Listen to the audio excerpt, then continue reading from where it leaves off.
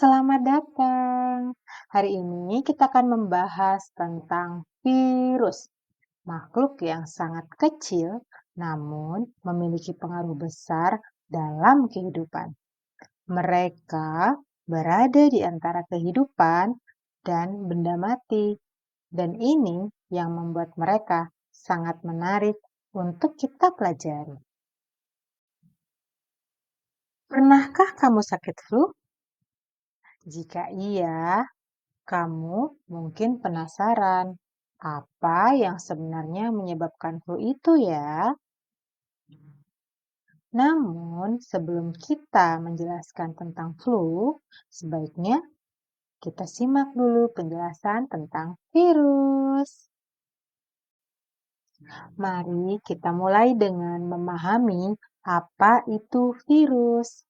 Virus adalah makhluk submikroskopis yang berarti mereka sangat kecil dan tidak dapat dilihat dengan mata telanjang.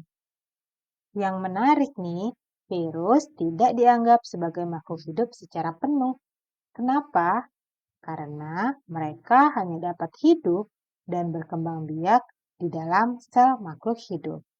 Di luar tubuh inangnya, virus tidak bisa melakukan aktivitas kehidupan seperti metabolisme, tumbuh, ataupun berkembang biak. Mari kita bahas tentang virus lebih dalam. Virus itu sangat kecil ukurannya dalam satuan nanometer. Untuk memberi gambaran, 1 nanometer itu 1/1000 dari ukuran sel manusia. Ini menunjukkan betapa mikroskopisnya virus tersebut. Virus bukanlah sel, melainkan aseluler. Mereka berada di antara kategori hidup dan mati. Jadi, dapat dikatakan bahwa mereka adalah perbatasan antara hidup dan mati. Mereka hanya bisa aktif dan bereproduksi di dalam sel makhluk hidup yang menjadikan mereka parasit obligat.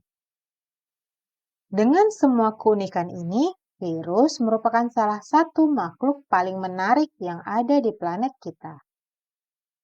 Jadi, mari kita lihat lebih jauh mengenai arsitektur sederhana dari virus dan bagaimana mereka dapat memiliki berbagai bentuk yang kompleks. Arsitektur sederhana virus. Pertama, mari kita lihat materi genetik virus. Virus hanya memiliki satu jenis materi genetik saja, yaitu DNA atau RNA saja. Ini sangat penting karena ini adalah informasi yang digunakan virus untuk bereproduksi. Yang kedua, virus ini memiliki kapsid. Kapsid ini adalah selubung protein yang melindungi materi genetik. Ia terdiri dari subunit protein yang disebut sebagai kapsomer. Dan terakhir, beberapa virus memiliki selubung tambahan yang disebut sebagai envelope. Ini adalah lapisan dari membran lipid yang berasal dari sel inang. Namun, perlu dicatat bahwa tidak semua virus memiliki selubung ini. Dengan memahami arsitektur sederhana virus, kita bisa lebih baik dalam memahami bagaimana mereka berfungsi dan berinteraksi dengan makhluk hidup lainnya. Selanjutnya, kita akan membahas bagaimana virus memiliki berbagai bentuk dan bagaimana mereka membajak sel inang dengan cara bereproduksi. Mari kita lihat lebih dekat tentang variasi dari bentuk virus. Virus memiliki banyak wajah. Bentuknya sangat bervariasi dan ini bergantung pada bagaimana kapsomer, yaitu subunit protein yang disusunnya. Ada 3 bentuk utama yang perlu kita ingat. Yang pertama, bentuk helikal. Ini terlihat seperti batang atau benang, yaitu contohnya adalah tobacco mosaic virus atau TMV. Bentuk yang kedua yaitu bentuk polihedral atau ikosahedral. Bentuk ini mirip dengan segi banyak atau bola. Contoh yang terkenal adalah adenovirus dan poliovirus. Yang ketiga yaitu bentuk kompleks. Ini adalah virus dengan struktur yang lebih rumit seperti contohnya adalah bakteriofag. Setiap bentuk ini mencerminkan strategi unik virus dalam berinteraksi dan menginfeksi dari sel inangnya. Sangat menarik bukan? Dan untuk melihat bagaimana bentuk-bentuk ini berperan dalam cara reproduksinya, yuk kita lanjutkan slide berikutnya. Mari kita bahas bagaimana virus dapat bereproduksi. Pertama, penting untuk dicatat bahwa virus tidak dapat hidup sendiri. Mereka memerlukan sel inang untuk dapat berkembang biak. Virus membajak mesin sintesis sel inang untuk mencapai tujuan mereka. Terdapat dua siklus utama yang perlu kita pahami, yaitu siklus litik dan siklus lisogenik. Siklus litik adalah proses di mana virus menyerang, menggandakan diri, dan akhirnya menghancurkan sel inang. Di sisi lain, siklus lisogenik memungkinkan virus untuk berintegrasi dengan DNA inang dan menggandangkan dirinya tanpa langsung membunuh inangnya. Ini adalah bagaimana virus dapat bertahan dan menyebar meskipun mereka tidak memiliki kehidupan seperti organisme lainnya. Sekarang, mari kita lanjutkan untuk lebih mendalami siklus litik. Nah, sekarang kita akan bahas dulu nih tentang siklus litik yang merupakan salah satu cara virus untuk menginfeksi sel inangnya. Mari kita mulai dengan langkah pertama, yaitu adsorpsi. Di sini, virus menempel pada sel inang. Langkah kedua adalah penetrasi. Pada tahap ini, materi genetik virus masuk ke dalam sel, dan ini adalah kunci untuk memulai proses infeksi. Selanjutnya, kita masuk ke tahap sintesis. Di sini, sel inang mulai membuat komponen virus. Kemudian, kita ada di tahap perakitan. Partikel virus baru dirakit di dalam sel, dan akhirnya kita sampai pada tahap lisis, di mana sel inang pecah dan melepaskan virus baru.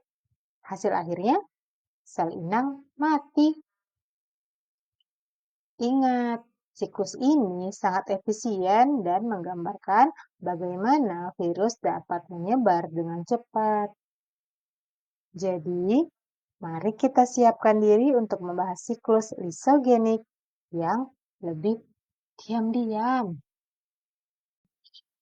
Sekarang kita akan membahas tentang siklus lisogenik. Pertama, kita lihat bahwa proses ini dimulai dengan adsorpsi dan penetrasi yang sama seperti pada siklus litik. Selanjutnya, ada tahap yang sangat penting, yaitu integrasi. Di sini, materi genetik virus bergabung dengan DNA sel inang, dan kita sebut ini sebagai profag. Ini adalah titik di mana virus mulai bersembunyi. Kemudian, selama replikasi, DNA virus akan ikut mengganda dengan sel inang saat sel inang membelah.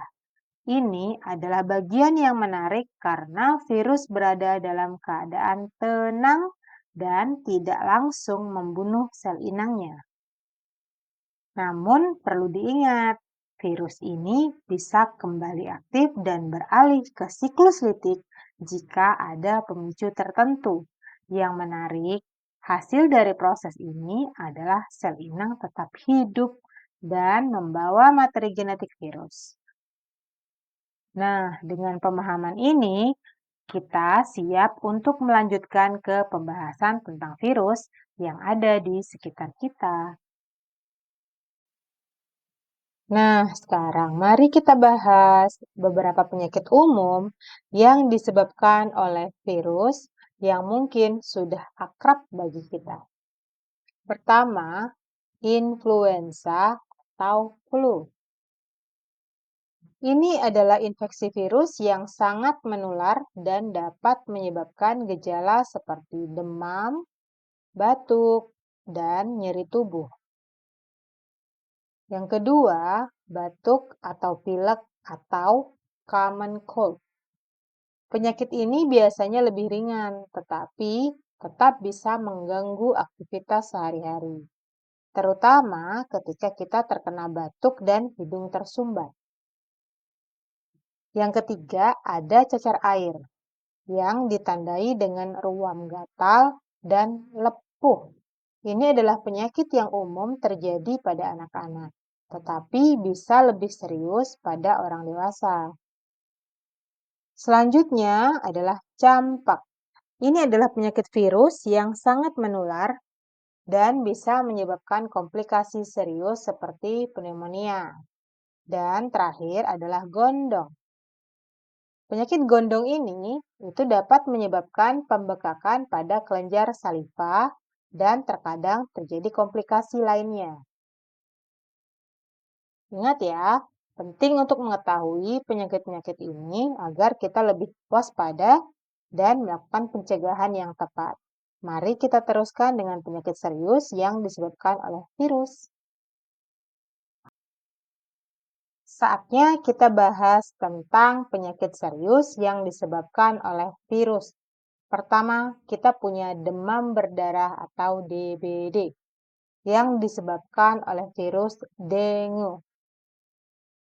Virus ini menyebar melalui gigitan nyamuk dan dapat menyebabkan gejala yang sangat parah. Selanjutnya, ada hepatitis A, B, dan C.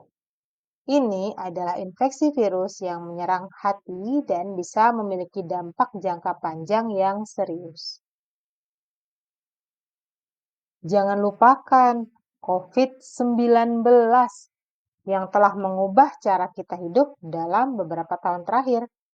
Kita semua tahu bagaimana virus ini menyebar dan efeknya yang besar terhadap kesehatan global. Kemudian kita juga memiliki polio dan HIV atau AIDS. Kedua penyakit ini masih menjadi tantangan besar dalam kesehatan masyarakat. Memahami penyakit-penyakit ini membantu kita meningkatkan kewaspadaan dan bertindak lebih baik dalam menjaga kesehatan kita. Mari kita lanjutkan ke cara melawan virus dan melindungi diri kita. Yuk, sekarang kita akan membahas langkah-langkah penting untuk melindungi diri kita dari virus. Pertama, mari kita bicara tentang vaksinasi. Vaksinasi adalah cara paling efektif untuk melatih sistem imun kita. Dengan vaksin, kita tidak hanya melindungi diri kita, tetapi juga orang-orang yang ada di sekitar kita. Selanjutnya, kita harus memperhatikan kebersihan diri. Ini termasuk mencuci tangan secara teratur dan menerapkan etika batuk dan bersin. Kebiasaan ini sangat sederhana tetapi memiliki dampak besar dalam mencegah penyebaran virus. Dan terakhir, penting untuk menjalani gaya hidup sehat. Makan bergizi, cukup istirahat, dan rutin berolahraga adalah kunci untuk menjaga sistem imun tetap kuat. Ingatlah, menghindari kontak dengan sumber infeksi juga sangat penting. Mari kita semua berkomitmen untuk melindungi diri dan orang lain dari virus ini. Nah, mari bahas tentang pengobatan infeksi virus. Pertama, penting untuk diingat bahwa tidak semua infeksi virus dapat diobati secara spesifik. Ini adalah hal yang harus kita pahami bersama. Kedua, Ada obat antivirus yang tersedia untuk beberapa virus seperti HIV, influenza, dan hepatitis C. Obat-obat ini bekerja dengan cara menghambat replikasi virus, sehingga membantu tubuh melawan infeksi. Ketiga, kita juga memiliki perawatan suportif. Ini termasuk mengatasi gejala yang dengan cara yang sederhana seperti istirahat yang cukup, menjaga hidrasi dengan cairan, dan menggunakan obat untuk demam atau nyeri. Dan yang sangat penting, ingatlah bahwa antibiotik hanya efektif untuk bakteri dan tidak akan membunuh virus. Ini adalah kesalahan umum yang harus kita hindari. Sekarang mari kita lanjutkan untuk melihat sisi lain dari virus dan potensi manfaatnya. Mari kita bahas sisi lain dari virus, yaitu potensi manfaatnya. Virus seringkali dikenal sebagai penyebab penyakit, namun mereka juga digunakan dalam penelitian dan aplikasi medis yang sangat penting. Salah satunya adalah terapi gen. Dalam terapi gen, virus dimodifikasi untuk membawa gen sehat ke dalam sel pasien. Ini bisa menjadi solusi untuk beberapa penyakit genetik yang sulit diobati. Dengan pendekatan ini, kita tidak hanya melihat virus sebagai ancaman, tetapi juga sebagai alat yang dapat membantu kita. Jadi, meskipun virus bisa berbahaya, mereka juga memiliki potensi luar biasa dalam pengobatan dan bioteknologi. Mari kita eksplorasi lebih lanjut tentang manfaat lain dari virus di slide-slide berikutnya. Mari kita bahas sisi lain dari virus, yaitu potensi manfaatnya. Virus seringkali dikenal sebagai penyebab penyakit, namun mereka juga digunakan dalam penelitian dan aplikasi medis yang sangat penting. Salah satunya adalah terapi gen. Dalam terapi gen, virus dimodifikasi untuk membawa gen sehat ke dalam sel pasien. Ini bisa menjadi solusi untuk beberapa penyakit genetik yang sulit diobati. Dengan pendekatan ini, kita tidak hanya melihat virus sebagai ancaman, tetapi juga sebagai alat yang dapat membantu kita. Jadi, meskipun virus bisa berbahaya, mereka juga memiliki potensi luar biasa dalam Sekarang mari kita fokus pada sisi lain dari virus, yaitu potensi manfaatnya. Pertama, kita akan membahas tentang bakteriofag. Bakteriofag adalah virus yang secara spesifik menginfeksi bakteri. Ini sangat menarik karena ada potensi besar untuk menggunakannya sebagai alternatif antibiotik, terutama di tengah masalah resistensi antibiotik yang semakin meningkat. Selanjutnya, dengan memanfaatkan bakteri yang menjadi target, kita dapat menemukan cara baru untuk mengatasi infeksi yang sebelumnya sulit diobati. Ini menunjukkan bahwa meskipun virus sering kali dianggap sebagai penyebab penyakit, mereka juga memiliki peran yang sangat penting dalam penelitian dan aplikasi medis. Jadi, mari kita ingat bahwa virus bukan hanya ancaman, tetapi juga dapat menjadi alat yang berguna dalam dunia kesehatan. Sekarang, kita akan melanjutkan ke rangkuman dan diskusi. Sekarang, mari kita ringkas informasi yang telah kita bahas tentang virus. Pertama, virus itu adalah aseluler dan parasit obligat. Kedua, struktur dasar virus itu terdiri dari materi genetik dan kapsid, dan terkadang dilengkapi dengan selubung. Ini adalah bagian penting dari pemahaman kita mengenai virus. Ketiga, virus bereproduksi melalui dua siklus, yaitu siklus litik yang merusak sel dan siklus lisogenik yang berintegrasi ke dalam DNA sel inang. Meskipun virus dapat menyebabkan penyakit, penting untuk diingat bahwa kita memiliki cara untuk mencegah dan mengobatinya melalui vaksinasi dan menjaga kebersihan.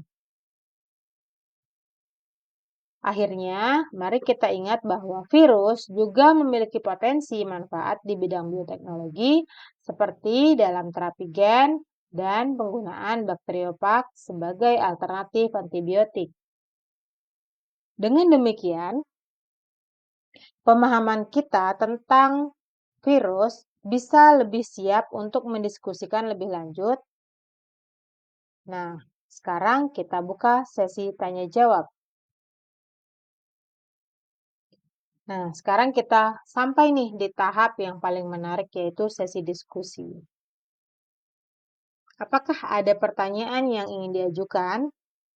Saya ingin mendengar nih bagaimana pandangan dan pemikiran kalian terhadap materi yang sudah tadi kita sampaikan. Lalu bagian mana dari presentasi yang paling menarik bagi kalian? Dan apakah itu tentang bakteri, virus, atau potensi manfaatnya di dalam bioteknologi? Diskusi adalah kesempatan yang bagus untuk menggali lebih dalam dan saling berbagi perspektif kita, dan mari kita gunakan momen ini untuk belajar satu sama lain. Yuk, silahkan komentar dan like juga subscribe untuk dukung saya untuk membuat video-video menarik lainnya. Terima kasih. Assalamualaikum.